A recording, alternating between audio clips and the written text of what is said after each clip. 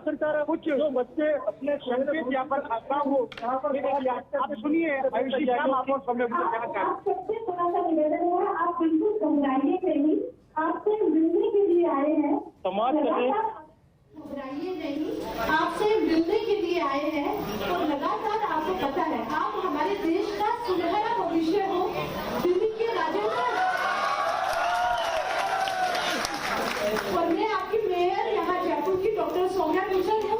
आपसे मिलने के लिए, आपको पूछने के लिए आई हूँ कि आप जिन कोचिंग संस्थानों में पढ़ते हैं तो वो संस्थान क्या आपकी सुरक्षा का इंतजाम पूरा रखती है या नहीं रखती है, ये जानकारी होना आवश्यक होती है।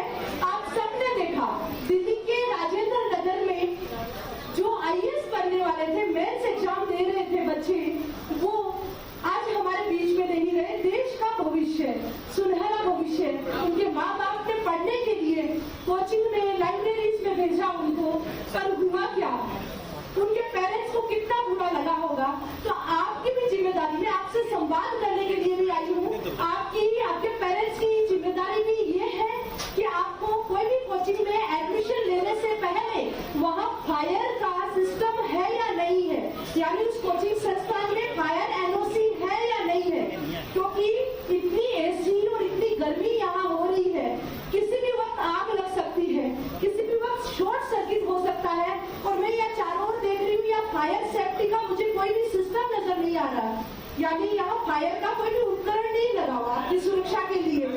तो इन सबको ध्यान में रखते हुए मैं ये चाह रही हूँ, और इतनी गर्मी, इतने सारे बच्चे, इस क्लास की स्ट्रेंथ कितनी है, कितने बच्चे हैं,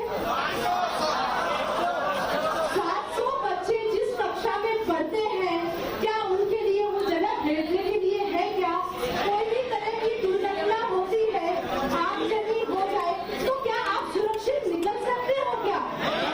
ये सब जिम्मेदारी आपकी बनती है, आपके पेरेंट्स की बनती है। अगर ऐसी कोई भी बिल्डिंग या कोचिंग है, लाइब्रेरी है, उसकी शिकायत आप नगर निगम में कीजिए।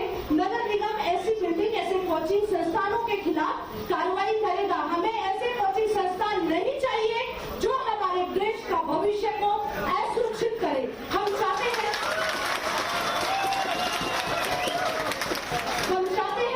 हमारे भविष्य, आप अच्छे से पढ़ाई करिए। आपके पेरेंट्स ने आपको जयपुर जैसे शहर में भेजा है, कर्ज लेकर भी आपको पढ़ाया है, कर्ज लेकर भी आपको जयपुर में भेजा है, तो आप उनके सपनों को पूरा करें। पर आपकी सुरक्षा की जिम्मेदारी हमारी है और आपकी भी बनती है कि आप ऐसे कोचिंग, ऐसे लाइब्रेरी जो भी हो जिसमें सुरक्षा उपकरण नहीं है, आप उसकी शिकायत नगर निगम में अवश्य कीजिए।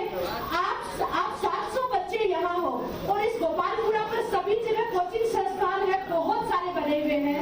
आपके व्हाट्सएप ग्रुप सब में आप ये मेरा मैसेज जरूर से भेजिए कि आपकी कोई भी बिल्डिंग जिसकी बिल्डिंग परमिशन नहीं हो, इलीगल रूप से संचालित हो, जितनी संख्या में बेचेज होने चाहिए उस संख्या से ज्यादा हो, कोई भी दुर्घटना, आपात स्थिति के अंदर एग्जिट द्वार है या नहीं है, सीढ़ियों की चौड़ाई 5 फीट से अधिक होनी चाहिए, आपात स्थिति के लिए द्वार होने चाहिए, ये सब आपके सुरक्षा के लिए बहुत महत्वपूर्ण है।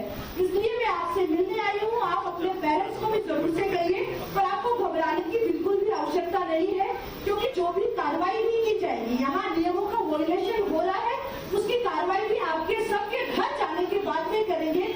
हम नहीं चाहते कि आपके पेरेंट्स को किसी भी तरह से कोई भी समस्या हो। धन्यवाद।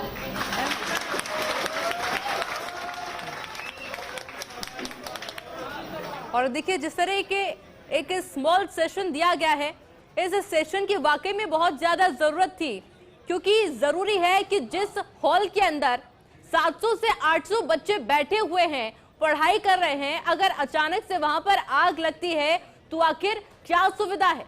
और सुविधा है शून्य, यानी कि कुछ भी नहीं। ये देखा गया है पहले सौम्या गुजर के द्वारा, और उन्होंने बच्चों से भी यही अपील की है कि अगर आप जयपुर आ रहे हैं पढ़ाई करने के लिए, तो अगर आप ये भी सुनिश्चित करिए कि जिस कोचिंग संस्थान में आप पढ़ रहे हैं वहां पर अचानक से कोई आपदा आती है तो क्या वो आपकी सुरक्षा के लिए प्रतिबद्ध है या फिर नहीं, क्या आप वहां पर सुरक्षित है या फिर नहीं, इस बात को सुनिश्चित करना बहुत जरूरी है।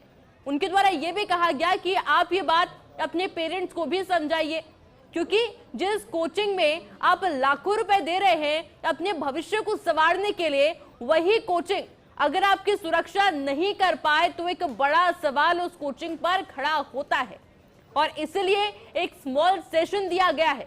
और ये देखिए, सौम्या गुर्जर जो कि बच्चों से बातचीत कर रही है, सेशन के बाद भी उनको समझा रही हैं कि अगर आप कहीं पर एडमिशन लेते हैं तो ये जिम्मेदारी सिर्फ कोचिंग संस्थान की नहीं है, बल्कि आपकी भी जिम्मेदारी है कि आप एडमिशन लेने से पहले ये भी सुनिश्चित करें